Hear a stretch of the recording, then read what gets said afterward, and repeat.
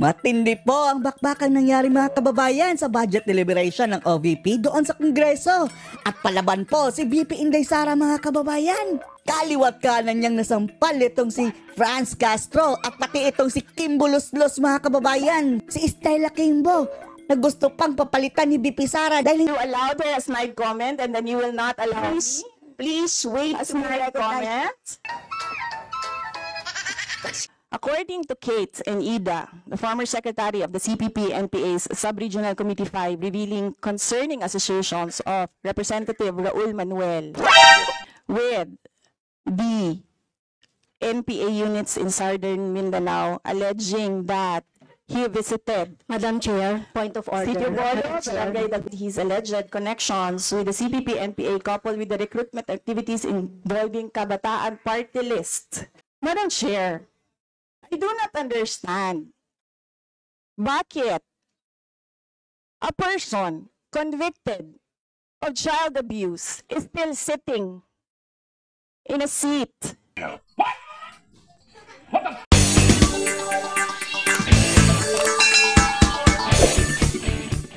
Bakit pa itong convicted criminal na nakaupo ngayon dito sa Kongreso? Alright, welcome back to my channel mga guys. And today, magbigay tayo ng reaction dito sa hearing ni VP Sara patungkol sa kanyang budget deliberation sa 2025 na budget. Ito, maraming sagutan dito kasi maraming mga inggit at mga inis. At saka alam na naman natin na propaganda na itong mga tambalos-los. At talagang gusto nilang sirain itong si VP Sara. At kinagandahan dito mga guys, kasi palaban itong Vice President natin, palaban, hindi nagpapabuli. Oo, lalo na dito sa mga Makabayan Black.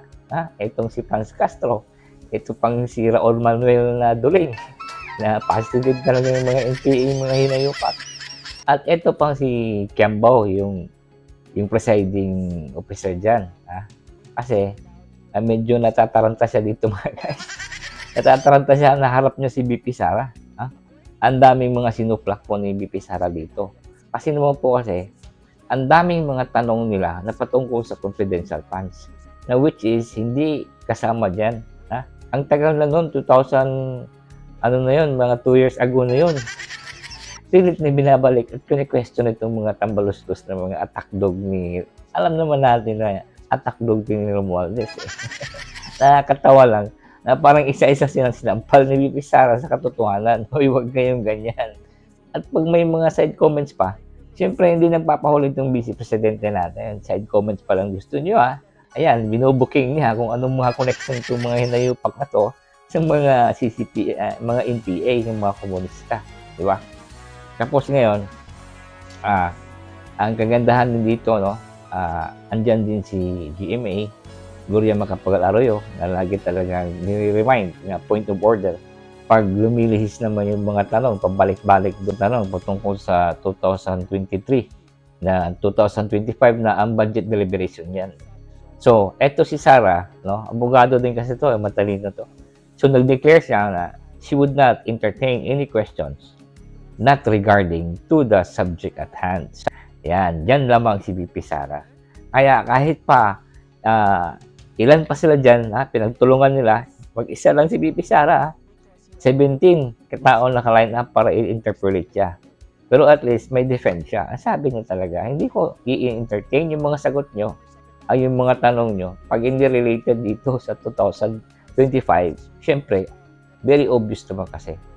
Mabalik-balik nila mga tanong ng mga hinayupak na to patungkol sa confidential funds. Natanggal na nga confidential funds dahil dyan di ba? Dinipensahan na yan ni VP Sara.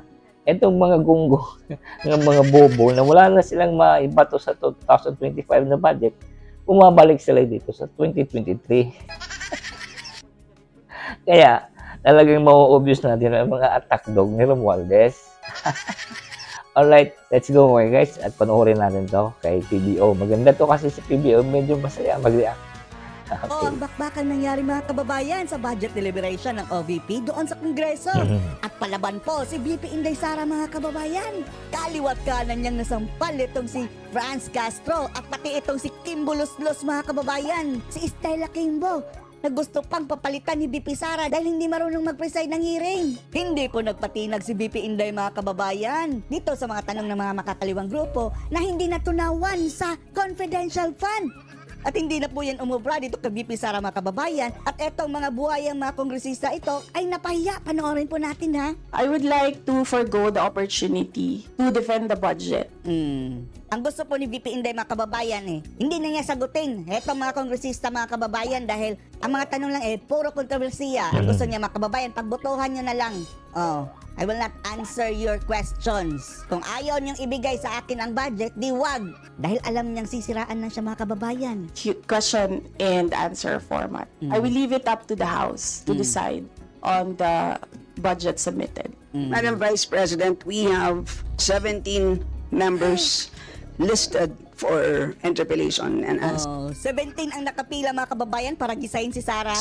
Madam Ang sabi ni Sara, hindi na ako sasagot sa question and answer. Pagbotohan niyo na Chair, lang. my answer for every question will be, I will forgo Ang forgo pa mga kababayan is let go. Hindi na niya hindi niya pagbibigyan. the opportunity to defend the budget Hindi na niya didipinsahan. of the Office of the Vice President through a question and answer. And I will leave it to the House to decide on the budget submitted. Go Sara, Magsasayang tayo ng go. oras dito, paulit-ulit yung sagot. That is diba? acceptable to us. Sige, acceptable to you ha. Karapatan din po ng bawat Pilipino na marinig po nila ang katanungan po ng 17 po na nakalista sa ngayon. All due respect, I will not Madam Chair. repeat my question every time, my answer every time there is a question. May I seek permission that every time there is a question, that is my answer. Madam Chair, I will call you and you can do as you please, Madam Chair. May I be given the opportunity to explain why I will not and I will forgo the opportunity to defend the budget in a question and answer in the committee. And Ang forgo po mga kababayan is ayaw ni Sara ang sagutin. Kapag mayroong question and answer. leave it to the House of Representatives to decide on the budget submitted. Madam Chair, Madam point of Chair. order. Yes, may I just say that this is not part of the presentation? This is an explanation of my answer. No, but there is a point of order which we will have to first decide upon. Pasensya na po.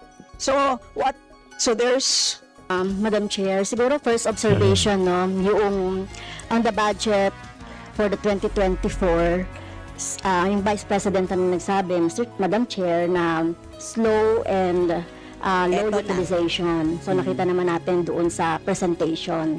So yung utilization ay napakababa. Pero syempre comment ko lang, no, mas mabilis siya sa confidential funds. Mas mabilis sa confidential Madam fund. Chair. Eto na mga kababayan, nagsimula na si Castrong tumira. Since you allowed her a snide comment, you will allow me a snide comment as well. Good. So my question is, Madam- can you yes. confirm? Yes. Yeah, okay. Diba? Okay. Yes, Madam Chair. So, may I before Stop. See? may I Stop talking. Before- Si Castro ang ginanyan niya mga you kababayan. proceed, may I remind both our guests and our resource You should have reminded persons her when she said the refrain line. Diba? I called your attention, Madam Chair. You did not recognize me. So, ngayon, sasabihin ko na, if you allowed her that, you allowed me a snide comment as well. I did not, I don't recall Batas. hearing a Dapat snide batas. comment, Madam Vice President. Ang snide comment, that's a matter of judgment. So please proceed with Secretariat, your... Madam Chair, Bakit kasi si Kimbo ang nandyan, no? I Di would like marunong. the With your- Secretariat to repeat the first 3 lines of the comments. point of order, Madam Chair. Point of order, Madam Chair, kasi parang So let's please proceed with the answer. point of order, Madam Madam Chair, kasi parang siya yung nagpe-preside eh. Yes, that's right. Kasi inutusan mo Madam Vice yung President. secretariat natin sa Committee on Appropriation. Yes. Alam mo, Support ano, that. yes. Yes, Okay, yes. thank you, Madam Madam Vice Chair. President, please proceed with the response. There's a question. Please proceed with the response. Madam Chair, Madam I do not understand. Bakit a person convicted of child abuse is still sitting in a seat. Point of order, so yung sinasabi natin na dinadivert ang usapan sa ating budget hearing. Kung nagawa po niya yan sa Senado, Madam Chair, dapat hindi natin yan pahinto O si Akla, mga kababayan, na si Raul Manuel dito sa camera. Ometal. You allowed her a snide comment and then you will not allow me. Please see? wait a snide comment. Excuse me, our members and our guests. I warned you. Please I warned wait. you. Don't go into this rabbit hole. Please wait to be Rabbit hole. acknowledged before you speak. What rules are we using for this budget hearing? We have our rules Yes, ma'am. adopted by the Committee on Appropriations. Right, okay. We searched for that rule. So, we only found the general rules. So, we have a copy of the rules for the budget hearings. Well, as far as I'm concerned, mas importante ang rules para sa amin. Kayo po, ang kailangan nyo lang marinig is yung acknowledgement for you to begin to speak. Ito Madam no, Chair. ito si si Kimbo no. Kamukha ni Tore no, para kapatid ni Tore nga, mukha din si Diwata. Meant Tama nga, no? Magkamukha na sa, kapatid din Diwata, itong si Kiambao. Gago talaga ito si PBO. At yun nga mga guys, na makikita natin, ito si Kiambao na medyo natatarantala. Ito talaga tama yung sinabi ni PBO. Ito yung babae na noong panahon ng confidential funds na inintriga nila, ito yung nagpa-shock-shock, kunyari na na-shock siya na hindi ko alam na spend pala ng 11 days yung mga ilang milyon, ganyan-ganyan. Ang hinayupak. Klarong-klaro to eh. Ito ang leader ng mga demolition job dyan sa mga corrupt. Corrupt talaga. Naiinis pa yung mga congressman o na-hurt daw sila pag sasabihin corrupt. Corrupt nga talaga kayo. Anong magagawa natin? Diba? Kung gusto nyo ayaw sabihin corrupt, ipa-imbestigahan natin lahat ng mga proyekto nyo. Iladlad nyo. Bakit ang confidential pa ang binubulat-lat ninyo? Yan kaya yung mga ikaw Kimbaw, yung kayo lahat yung mga congressman yung mahinayo pa kayo. Tingnan kahit isang proyekto lang ninyo, kahit isa-isang proyekto lang ninyo, ipakita nyo sa bayan. Pakita nyo ang audit, kung paano ginasta. Baka malaman pa natin isang katutak ng mga anomalya dyan. Kaya binabaliktad nyo. Etong taong hinuhubaran nyo na walang ginagawang kasalanan na very obvious na talagang malinis. Hindi corrupt itong VP Sara natin. Malinis. Na pilit ninyong dinudungisan. At ngayon, kahit ito si VP Sara, mag-isa lang, ang dami dyan yan mga tambalos-los kayo, hindi nyo mag-iba itong VP Sara natin dahil nagsasabi ng totoo. At wala talagang tinatago. Walang tinatago. Pilit nilang binabahiran ng mga dungis na hindi katulad sa inyo. Yung mga, alam natin yung mga background ninyo dyan. Di ba? Ding, ding, ding. Gusto niyo pag-usapan natin yung mga nyo dyan? Kaya kayo, huwag kayong magmamalinis kayo. Hindi, para sa amin, you're not fit to be called honorable. Wala kayong wala kayong transparency. Hindi natin makikita kung saan nyo ginasta ang kwarta. Kayo pa ang may hawak ng kaban ng bayan, yung hinayupak ng tambalustos na yan. Yung ayuda-ayuda niya, wow, ayuda-ayuda palagi taong bayan, pera ng taong bayan yan, kapal ng mukha ng mga tao. Madam Chair, I still request for the rules of Bigay the mga budget rules. hearings. Para isampal sa inyo sa kay Sara. Okay, gusto mo sagutin ko, ma'am. yes, madam. This is a hearing of the budget of 2025. Correct. Nasaan dito ang confidential funds? Go, Yung go. tanong niya, Madam confidential Chair. funds. Hindi natunawan Nasa sa dito. confidential fund. Honorable Madam friends, At ang pinasubmit ninyo sa amin is the budget proposal of 2025. Where in the budget proposal of 2025 is the item confidential funds. Wala. Recycled. In aid of legislation nga ninyo, nakalagay nga doon sa rules ninyo, diba? The discussion should be germane to the topic. The topic is the 2025 Abogado. budget proposal. Now tell me, Madam where Vice President, The Honorable Franz Confidential Castro has already provided a sufficient explanation for why she asked the question. So please proceed with your answer. Madam Chair, It's a very why are we simple discussing question. the budget of 2023 and Hindi 2024? matunawan sa confidential Yes, you fund. may proceed. I request ang mga kababayan, makakaliwa, mga the chairperson of the Finance Lefties. Committee preside over this hearing.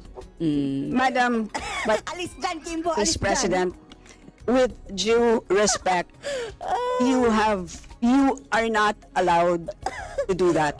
Gusto na ipasibak ni Sara, mga kababayan. Palitan na. Madam Presiding Vice officer. President, you are not allowed to introduce any motion. You are a research person this Not- hearing, Madam President. I did Vice not move, President. ma'am. I requested. Requested. I requested your research person at Sampal yun kay Kimbo. I requested So that the your request chairperson is of the denied, committee. Madam Vice President. Just please answer the question. Dahil natatandaan nyo, mga kababayan, ito yung mga kababayan kasabwat ni Franz Castro dati, ha, nung patingala-tingala pa, para dang kunwari nabuking si Sara. Sila ang nag-set up kay Sara, mga kababayan, kaya ganyan na lang ang galit ito, mga kababayan ni Sara dito sa kapatid ni Diwata. Si Issue Kimbo. on confidential funds falls squarely within our discussion of your 2025 budget. Narinig mo yung sinabi niya, ma'am? Narinig ko yung sinabi mo. Narinig mo yung makinig ka sa kanya kanina? Absolutely. Walang rules Bobo yan dito. Walang Please proceed and answer the question. It's a very simple question. Diba? Please explain Babaeng Diwata. the specific spending on those items that she enumerated, Madam Vice President. You cannot allow a member of the House to just claim that it is illegal. Correct.